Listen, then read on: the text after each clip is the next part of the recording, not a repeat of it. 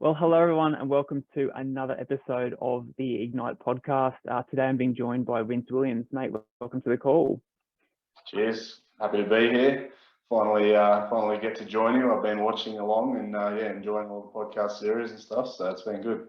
Yeah, thanks, mate. Yeah, I'm excited for our convo today.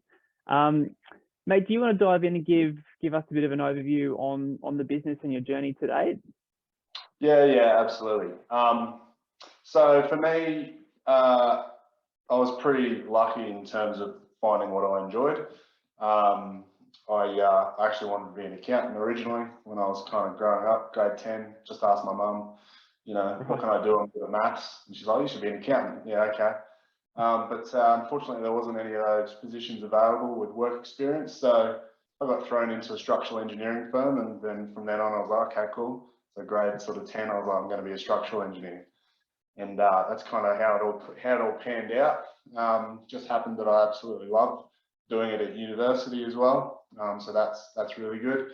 And then so pretty much straight out of high school, did the 4 years of uni, and then managed to land a job at a pretty sort of small to medium firm, and I was there for sort of 10 years.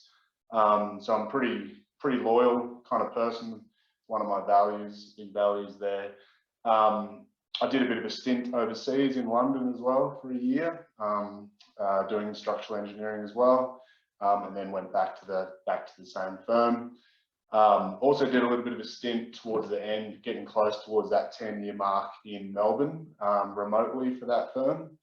And I think it was that kind of period that really sort of opened my eyes up a little bit more about what is possible. And that was going back, we're talking kind of 2014 to 2015, what is kind of possible in that remote working space, the flexible sort of working options and that sort of stuff. So kind of came back to Brisbane and settled back into that firm again. But I think I'd sort of been bitten a little bit by that experience in terms of bitten by the bug, I guess. And from then on, it's really that kind of driven the business really, and me wanting to create a brand and a business that evolves around flexibility and freedom and those kind of values that I really have. And that's how it started. And really it was just about trying to get that within my own life. I never wanted tungsten when I first started to grow. I kind of wanted to keep it simple and just work for myself, out of my home office. But yeah, things happen. Organically, I grew pretty quickly, to be honest. Within 3 months, I was working kind of 80, 90-hour weeks. And yeah, it was getting a bit of a joke. So I brought on our first employee, which was Adam Seagrave, who's now a managing partner of Tungsten. Within about another year, we were both doing like really crazy hours. So then we brought on Elise McDonald, who's our other managing partner now of Tungsten. So, and then from there, it just kind of organically grew. And I kind of, you wake up one morning and you go, wow, I'm not quite sure how I got here. And, staff of 22 and, got some really big sort of international clients and $100 million projects. But here we are, and changing a lot of lives, which is what it's all about. Mate, unreal journey. And I guess what kind of markets do you play in? Like what kind of clients do you work for, and then type of work that the business does?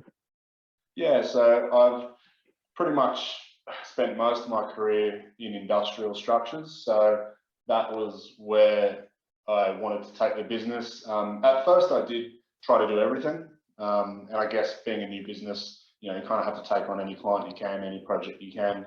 But I guess over the last sort of 3 years or so, we've niched very, very tightly into industrial sector.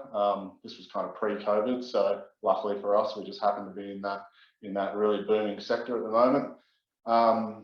But yeah, we're niched really tightly in that market. Industrial structures, we don't have any other type of engineers in house. We're literally just structural, which is quite strange as well. But we really making sure that we can focus on that and focus at what we're good at. And I guess our value is towards D&C clients. I guess we're pretty known for our in the industry, I guess, for our competitive designs.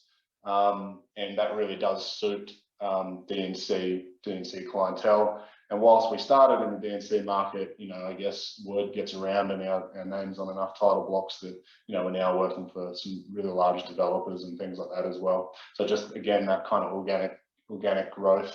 And we have offices in Brisbane, Melbourne, Perth, and Manila in the Philippines as well. Yeah. Oh, mate, love it. Such a good journey. And so, mate, I'll hand over to you. I understand that you've got some exciting news that you want to share, something you've been working on in the background that's coming to fruition. Yeah, massive. Thanks for that.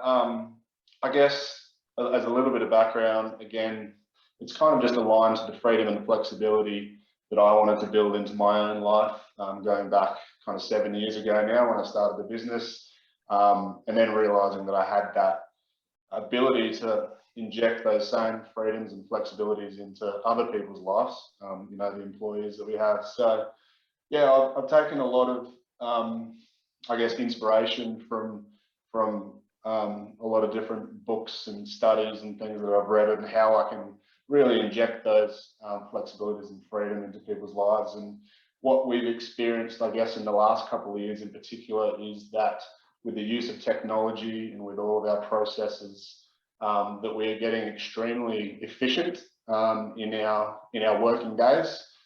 We seem to be producing kind of 7 or 8 days of work in just 5 days, which is kind of crazy. And I think whilst we aren't doing ridiculous hours, that amount of on time, I guess, so people just working that efficiently, can have a tendency to burn people out in this professional industry. Sure. Yeah, so that's kind of something I wanted to find a solution for. And I guess I had one way I could have gone was just to take on less work. Unfortunately, or very fortunately, I should say, but we're all very competitive in tungsten.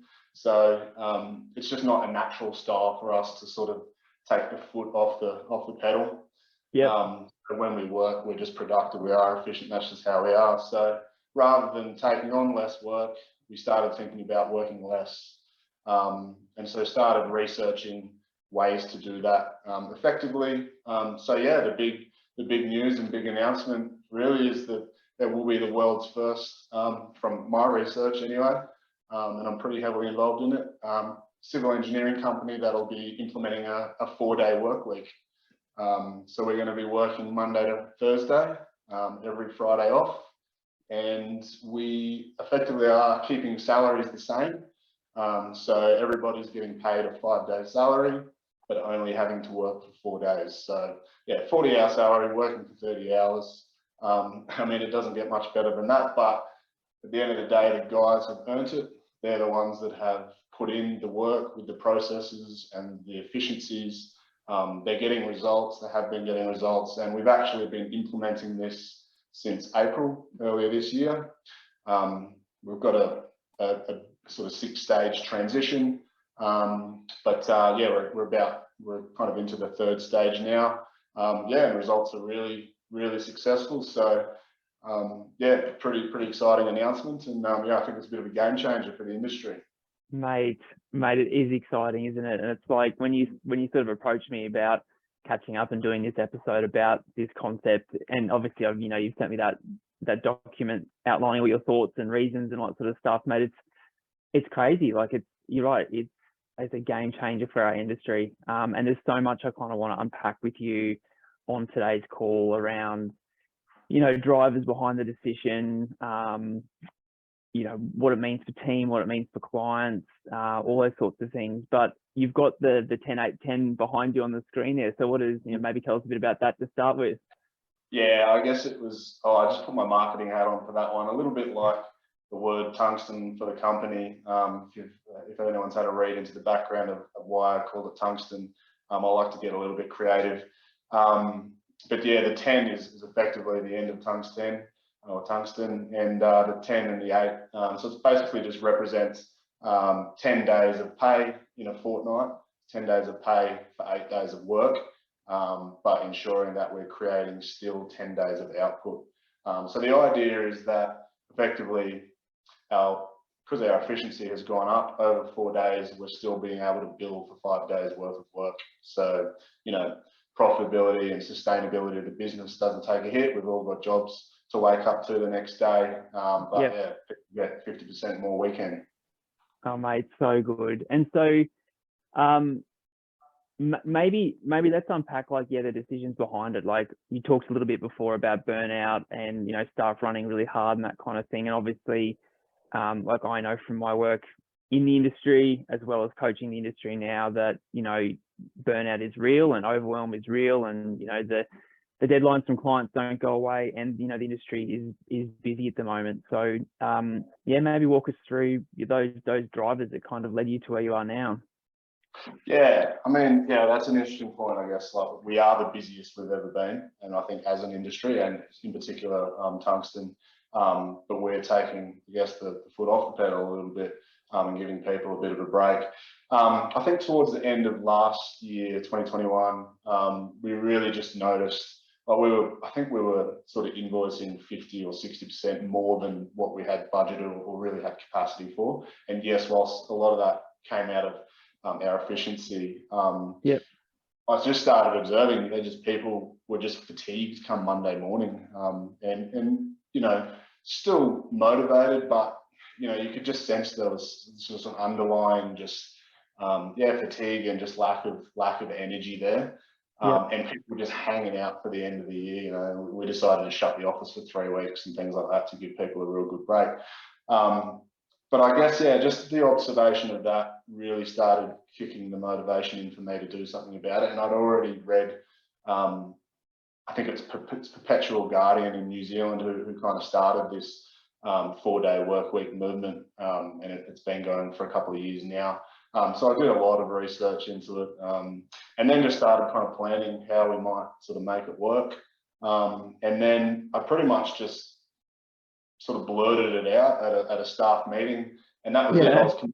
Because for me, I'm just big on delivering promises, and as soon as I say something, it's got to become a reality. So for me, that was the moment, and I think everyone was a bit shocked, probably, and there's still some transition. I mean, people are still struggling to comprehend how they can fit 5 days of work in 4 days, but like I keep telling them, at the end of the day, I've given them the structure, and it's up to them to come up with the means and methods and stuff. And already there's massive improvements in that, in terms of just more focus and dropping things that don't have to be done and things like that. So making sure that everything you do has got a purpose, and dropping the waste effectively. So.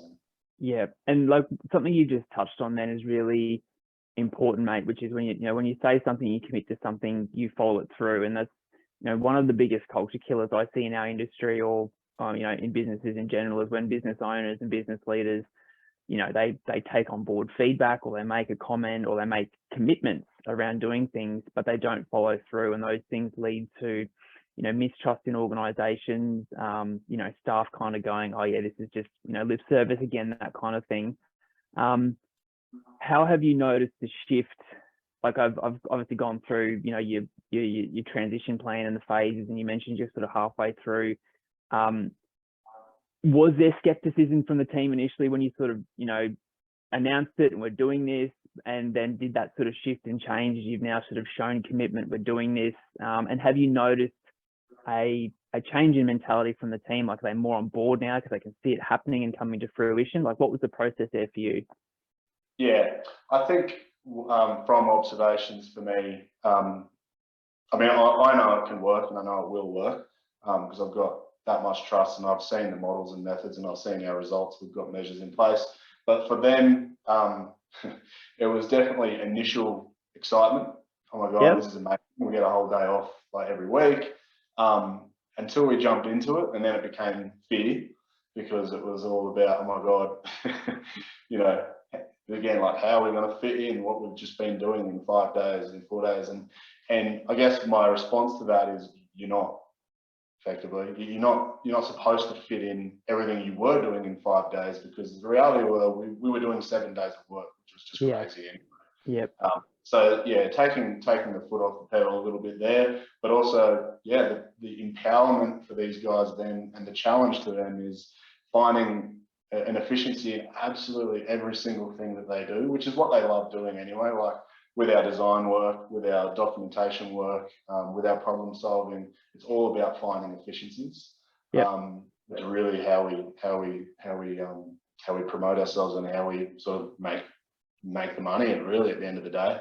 So it's just an extension of that for them in the way they're working. So it's not that, you know, the 5-day week or the 4-day week really isn't about doing less work necessarily. It's just about doing the right work all the time, having periods of focus, not disrupting each other, you know, being considerate of each other's time when we need to be.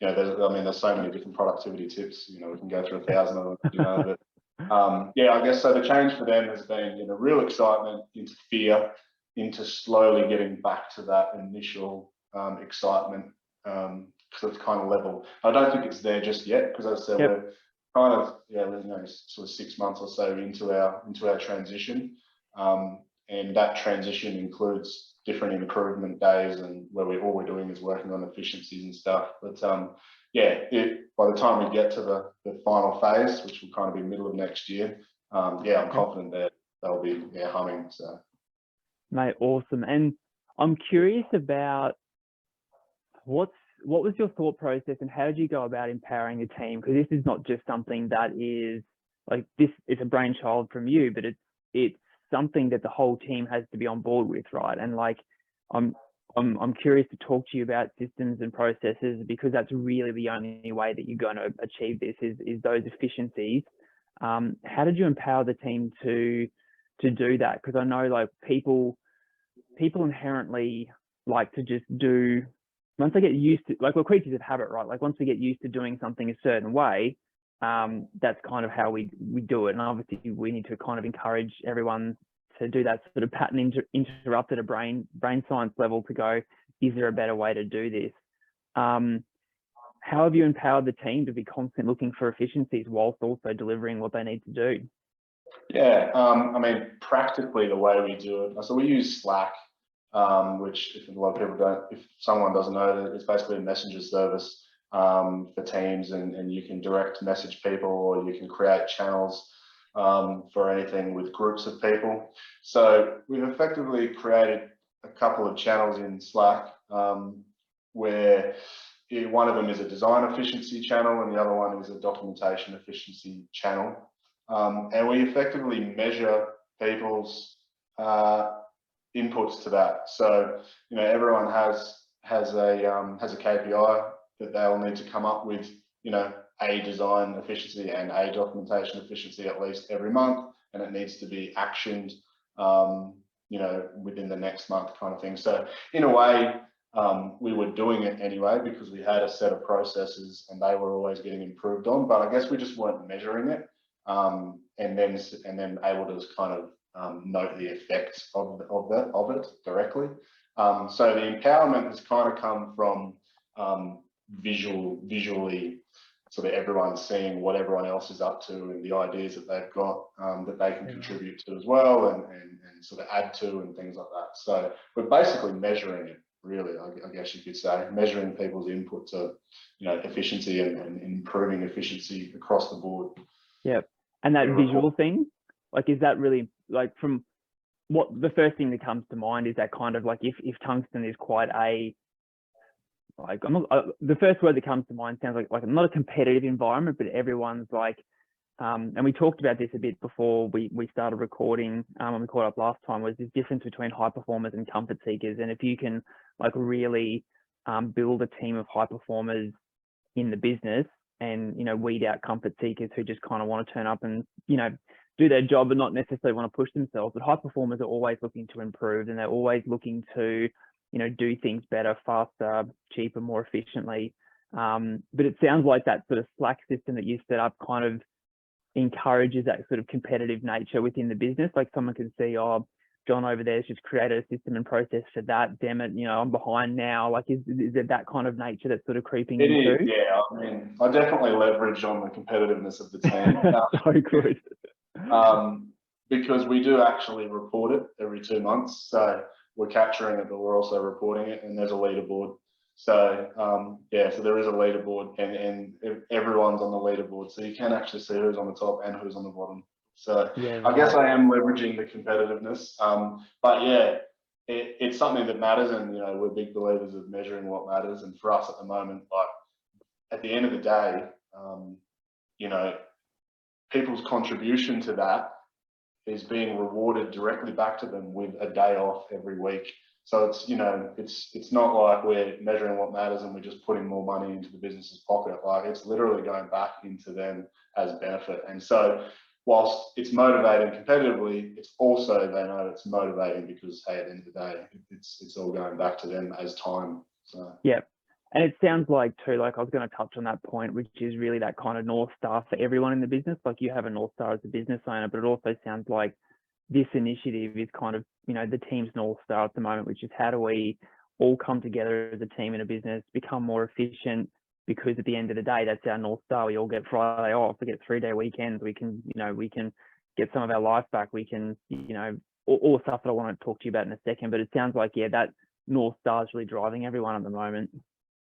yeah, and we had a pretty big, I guess, mission, vision, values session as a team about a year ago, a little over a year ago now. And I guess for me, that was, you know, we're 6 years in, that was a refresher, because the initial values were my values. You know, I was the business owner, I was the founder, you know, the core person in the business. So I came up with the values really, and they were my values. But, you know, growing as a team, yeah, we've applied for culture and things like that, and that's really important. But you know, there are some slight changes to the values that you can sort of observe. So it was important for us to capture those as a team, and I think we kept 3 in mind and came up with 3 new ones. But the biggest thing was that the sort of vision and the mission sort of changed. Originally, it was, you know, basically to be the best, you know, the best value engineering company in Australia, and engineering company, and we were, you know, awarded for exactly that by Consult Australia as the best small firm in Australia in 2020. So we kind of felt that was a tick and a bit of a pat on the back from external. So we knew there needed to be a new vision and a new mission. Yep. And whilst I guess I created it, you know, it was vetted there in the forum with the team. And for me, as I said previously, it was all about me, this business. You know, I was pretty selfish in terms of I wanted it just to be all about the flexibility and freedom I could have. But once I started seeing that I've got that and I can start giving that to other people, that's what the vision and mission for me became all about. So for us, it's all about creating this, you know, the world's most sustainable business really, that is just like a clockwork business. But in that regard, it creates wealth for all of our team. And wealth for me, and it's defined as personal, professional, and financial. And so the personal part of that is really about the 4-day work week. So there's parts for financial, and that's what a lot of the managing partner stuff and partnership that we've brought in, and the shares in the business and stuff, that's the sort of financial stuff. And the professional stuff we kind of always had and a big focus on, which was the improved part of our jobs and development plans and personalized development plans, etc. So yeah, it was just one component of those 3, I guess, having this 4-day work week, yeah, as a North Star. That was their North Star for the personal wealth.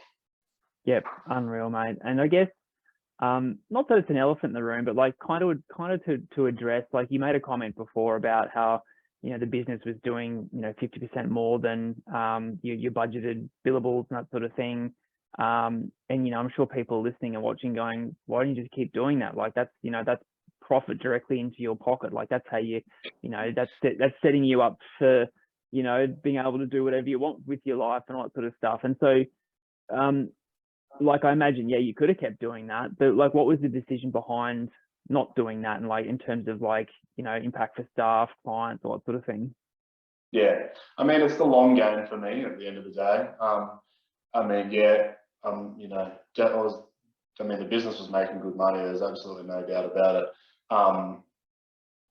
But also, yeah, and then I guess to do this, to invest, and we've been investing in growth but to invest in this, basically giving everybody a 25% pay rise off the bat, we are going to lose profit, but we're still going to be profitable. So, you know, I take comfort in that. But yeah, I guess I've got that long game in mind. Like I want this business to be around for a long time, and I want all the employees that are here now to still be there. Like that's the vision for the business. I don't want a business that, you know, turns people over, you know, spends on, you know, ridiculous amounts on recruiting and upskilling people and things like that. Part of being the world's most sustainable business is having a sustainable workforce and team members, not just team members, but owners. And that's part of the partnership and stuff as well. So, yeah, at the end of the day, that's really what it is. Yeah, I could have spent 2 or 3 years and just flogged all the staff and you know, got out and maybe sold and made a bucket of money, but yeah, it's not really what the mission is about for me. Yeah, I hear you. And look, the plan is to make good money over the next, you know, 20, 30, 40 years, but also to everyone else to be making good money, and that's the whole financial wealth opportunities for people as well. Absolutely. Like, you think about that extra, I mean, it's so funny. Like, I mean, I'm not to dive into this too much, but I was chatting to someone the other day, like the whole 5-day week is like, it was set up from the industrial times where people, like, it was just accepted it as the norm, and business world has not evolved for the last, you know, 100 years kind of thing in terms of the 5-day week, and we get the 2 days weekend and all that sort of stuff. And it's, you know, you are really challenging that. And so you've got your business and the staff getting to really benefit from that sort of visionary piece around, well, we can still do 5 days worth of work in 4 and pay our staff for 5, which means, yeah, they get that 3rd day to spend with their family, go on, like, it's a long weekend every weekend, and they can go away and all that sort of stuff. Like, it's just, it makes such a difference to the people that you're employing and working in the business. Yeah, I mean, that you know how you feel after a 3-day weekend compared to a 2-day weekend. Like, it's chalk and check. Like, you're so fresh after a 3-day weekend, it's insane. And you know, you almost want to get back to work to sort of put your brain back to work. You know, a 2-day weekend just doesn't. It's just not for the amount of energy that we're using, you know, with our brains. And it sounds a bit silly. And if there's any labourers or whatever out there, they're probably, you know, thinking I'm a bit of a tosser, but you're actually physically exhausted at the end of a big week in the office. So to compact that into 4 days and have 3 days of break, recharge, is going to do wonders for everybody's health and well-being, you know, mentally, physically, and spiritually, to spend that additional time with loved ones and stuff if they can. And, you know, potentially they're sitting at home by themselves on that on that 5th day. I don't know, but whatever works. You know, they can do the chores and then they can spend the quality time on the weekend with the family. So yeah, like, it's for them obviously. But yeah, it's that's, you know, one of the benefits is just the regeneration of energy over a 3-day weekend. Yeah. And also the I guess the ideas, you know, the big part of it as well was you know, we all know that, you know, your best creative ideas come to you, you know, either while you're asleep or in the shower. It's basically when you're switched off or on holidays, whatever it might be. So to allow people to switch off for a bit longer is going to really create a lot more, I guess, creative ideas. You know, their brains don't stop working on jobs. They're going to be thinking subconsciously of problems and issues with projects while they're not working, and they'll come back Monday morning and they'll go, oh, finally solved that thing that I've been thinking about, you know, for a couple of weeks or whatever it might be. So yeah, the clients in that regard are going to get much better outcomes from their team as well, which I'm excited about too. Awesome, mate. And I guess yeah, I'm keen to touch on impact for clients as well as talk about your, you know, the phasing that you're doing. But, you know, just to touch on, like, not to mention that this is going to put your business on the road, on the what's the word, on people's radars to somewhere they want to work, because if no other structural engineering firm in Australia, or like you said from your research, the world is doing this, like, particularly in the market at the moment where it's hard to recruit and find good staff and that sort of stuff, like, that's that's going to be an amazing win and advantage for the business as you move forward. Yeah, and I guess we do have, we've got growth plans. They're not aggressive. There's not as big growth as what we've kind of done organically, even. But we believe we can take what we've been doing here. Most of our work, I would say, 70% of it is Brisbane based, and take that nationally effectively. So whilst it's not the biggest driver, but I am hoping that we'll get those kind of mid to senior level engineers that are sort of at that point in their career where maybe they're not feeling valued by their company, maybe they've been flogging themselves and they're burnt out and they just need to recharge, and then they can see another avenue in tungsten for getting better balance in their life, really. In saying that, we also, and I also think that I guess I have a pretty big responsibility in terms of this is a big benefit for people, and it's not going to be given out lightly. We don't want to attract the people that are just want to come for the 4-day work week and sweat we only have to work 4 days, we get paid for 5, because that's not our culture. Yeah. And, that person just wouldn't fit, and they'd probably never get a look in the door anyway. But it's kind of got to be, that kind of person that fits the mold in terms of the competitiveness, and for us, our values, relatable, reliable, shows that they do have the excellence. They're adaptable is obviously a big one for us as well, and that integrity. And so for us, whilst we want to attract candidates, they're still going to have to be the right candidates and fit with our business plans and our business strategy and business model. So we are excited though about the prospects for bringing in, I guess, some talent. Yeah, good. Attracting some high performers, mate. Exactly. So maybe talk us through the phasing plan and sort of how you came up with that, because obviously this is something that you've thought through significantly, and it sounds like it's at least a year or maybe even 18 months in terms of the, is my maths right? Yeah, at least a year kind of transition in terms of you getting this right. Walk us through those steps and kind of how you came up with them and what that means for team, clients, that kind of thing. Yeah, so we've effectively done 5 phases until we reach the final true 4-day working week. Basically, so phase 1 is we've introduced a improvement day every other Friday.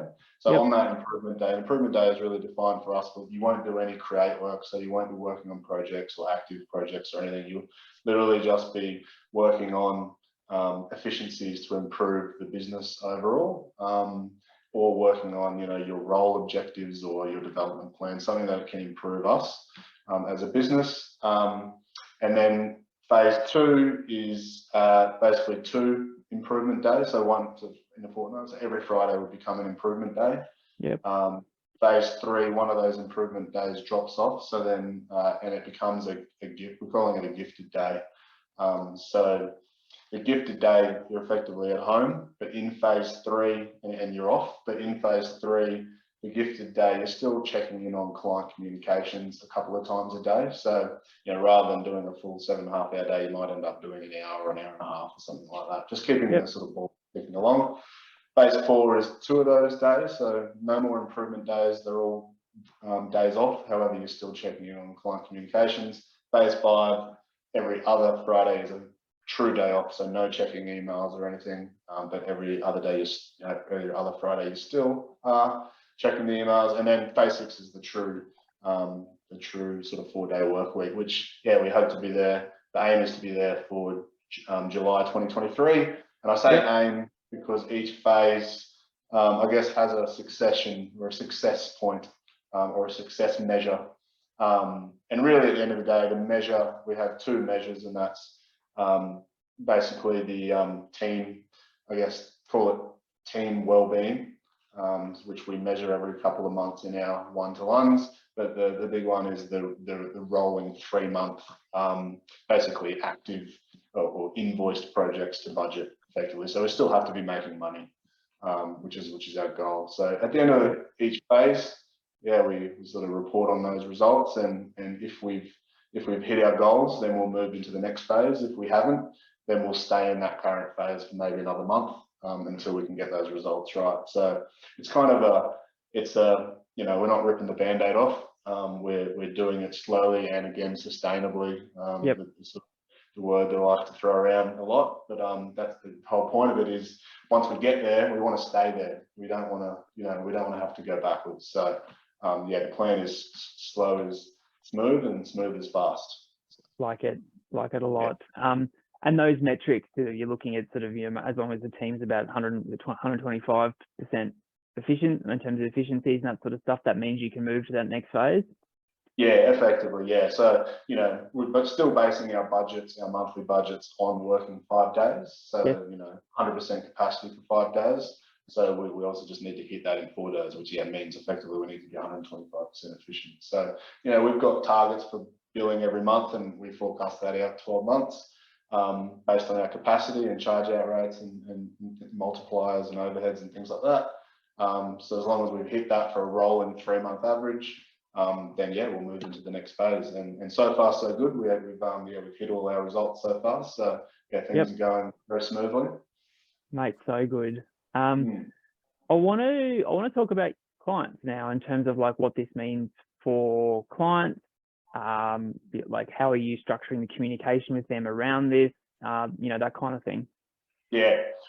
This is a big one for me. So I'm a people pleaser, and, you know, always have been, and I think a lot of my guys are people pleasers. So I was pretty petrified, to be honest, to just actually come out and tell clients and customers. It took me a while to talk myself around that it's not a negative thing; it's actually a positive thing. And again, just because I am that sort of people pleaser. So yeah, this was something I had a hard time grappling in. And my original idea or theory was that we would get all the way through to phase 5 and 6, and then come out and say, "Ha, see, we've been working for 4 days weeks, and you guys didn't even know." But I think it was Elise that kind of poo-pooed that idea a little bit, and sort of got in my ear and said, "I think it would be good if we told people as soon as possible." So I thought about that a bit more, yeah. And really, it's the benefits. Like when I actually sat down and looked at the pros and cons to them and tried to put myself in their shoes, the benefits well outweighed the negatives. And to be honest, I couldn't actually think of too many negatives at all. But the benefits for clients really at the end of the day is that they will be getting documents a day early. I think that's a big one. Yeah. You know, as consultants, I don't know, I'm not sure why, but we always tend to set our deadlines for Friday afternoons. You know, 4:30 on a Friday, and everyone sits there till 6:30 or whatever. We don't have that option. So, you know, it's Thursday afternoon deadlines, which means, you know, tender packages, etc., will get to our D&C clients by Friday morning. They can then start sending them out to subbies on Friday morning for pricing, instead of waiting to Monday morning when they're in. So effectively they're saving 3 days there, because as we know, subbies, you know, pretty much use their weekends to price jobs anyway. Yeah. So that's a big advantage for clients, is they'll always get their documents on a Thursday. The other one, as I kind of touched on earlier, was just quality. You know, well-rested team and consultants means less errors, a lot less errors, more, you know, more quality, creative solutions. You know, and as I said, people aren't really stopping working. They're still going to be thinking about work. That's just the nature of the game. But yeah, so I think they're probably the biggest ones. And the other one, I guess, that clients will be a little bit concerned about perhaps is that, well, what happens if we need someone on a Friday urgently? And that is a good point, for sure, and something we had to think quite a lot about. And we do believe that in the design program, which kind of makes up 75% of our, I guess, our sales is all in the design part of the project. We don't think it's a big issue that, you know, someone's not around for Friday to ask a question. You can wait till the Monday. We don't think that is a big problem, but sites are going to continuously keep going. construction activities, and that's kind of about 25% of our business. And we're already not working on a Saturday, and as we know, builders are. Hopefully that'll change in the future as wellbeing gets looked at a bit more. But yeah, so we didn't want to do 2 days in a week, so but we weren't there in a row. So we do have what we're calling a client coverage day, which effectively means that there'll always be one person working on a Friday, regardless. Who's the site person with site experience, that kind of thing? It'll be anyone. So we're effectively going to have a rolling calendar. So if we've got 20 people in the team, you'll have to do a Friday every 20 weeks. Yep. And that person is there just for client coverage. So they'll take the incoming calls, assess whether that need to get the site or the engineers involved. If they do, they can have an emergency line with one of the staff that are actually away that day. But if not, they should be able to solve 95% of the problems. They'll be across all the jobs. They'll get a briefing from everyone. So they're there as, I guess, a spot fire, someone to put out spot fires really on the Friday. But there will always be someone available for emergencies because things happen on site, as we know. And they'll always be able to get in touch with whoever they need to if required. But I am hoping, I guess, that will be a temporary arrangement. I am hoping that as time progresses, our customers and clients and partners get used to us working 4 days. Perhaps they begin 4 days. Who knows? And I believe we will just get less and less calls on a Friday and queries because they'll just know that we don't work Fridays. I guess the other thing why we chose a Friday is probably worth touching on is just we do get so few client communications on a Friday compared to Monday to Thursday. I'd say we get maybe 10% of, maybe 5 to 10% of all client communications come on a Friday, and it's because people are kind of burnt out by Friday anyway, and they're kind of all hanging out for the weekend and sitting in the corner, and no one productive on a Friday really anyway. So that's the reason we made it a Friday. It wasn't kind of just so that we could extend our weekend. At the end of the day, it was to cause as little disruption to customers as possible, and that's what we've observed is the least communication. And I saw your research there, mate. Like it's important to say this is not something that's you decided on a Sunday and it's implemented on Monday. Like you've really considered it. You've looked at the data. You've looked at all the statistics, and like I read your paper around. It was 10 or 15% of client calls or client-facing things happen on a Friday, which is obviously significant less than the rest of the week. And so, it's a decision that hasn't been made lightly, and it's very much backed up by data in your business. Yeah, exactly. Yep, awesome. Oh, mate, unreal.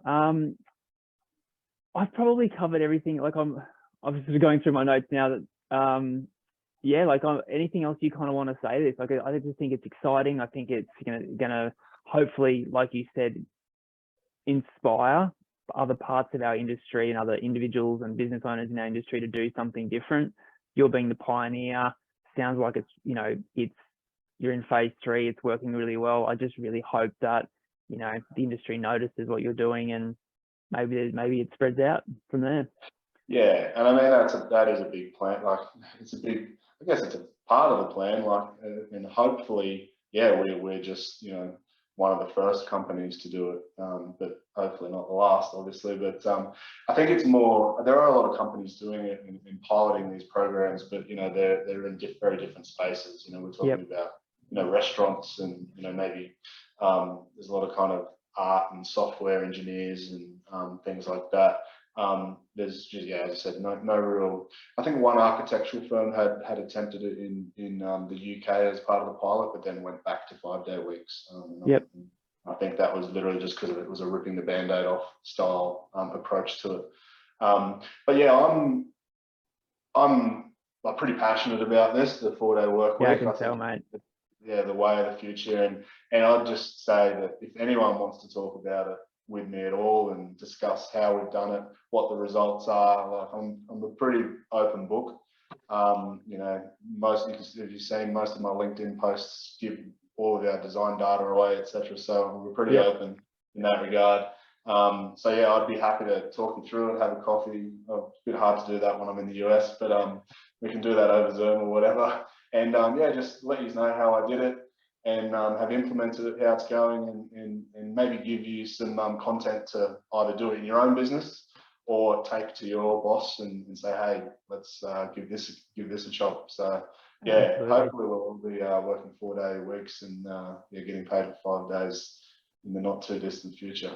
Mate, I love it. And I mean, that's another point you just made too. You're doing all this while running the business. I know you've got a leadership team and other sort of directors and shareholders in place in Oz, but like, you know, doing this all from the US as well. So that's another podcast episode anyway. Yeah, I'll tell you what, let's talk about efficiency. Like it's amazing for efficiency here because I wake up, I've got all of my emails and Slack messages from the day before. I knock them over in about an hour or two.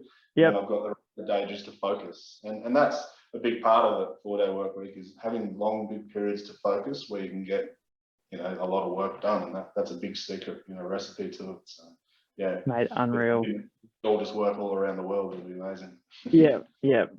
And mate, where can people follow along the journey? LinkedIn, website, like yeah. what's best? The big one for us. It's I guess, you know, when this comes out, there will be the website has been refreshed in terms of content.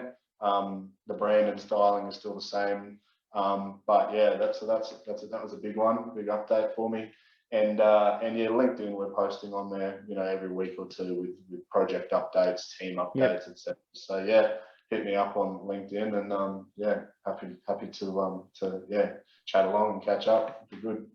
Mate, unreal. Well, mate, yep, look, I'll be watching. We'll stay in touch. I'm keen to see how it all plays out, but mate, it's just, yep, it's exciting. I've just got a whole bunch of ideas from today's catch up to talk to my clients about now. So, mate, thank you. No problem at all. And yeah, appreciate you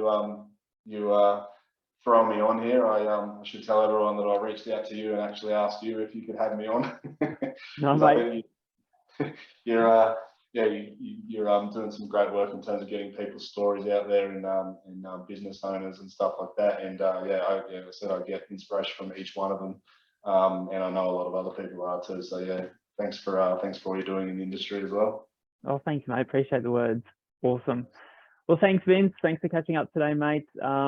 Yeah, let's see how it all plays out, mate. But exciting times.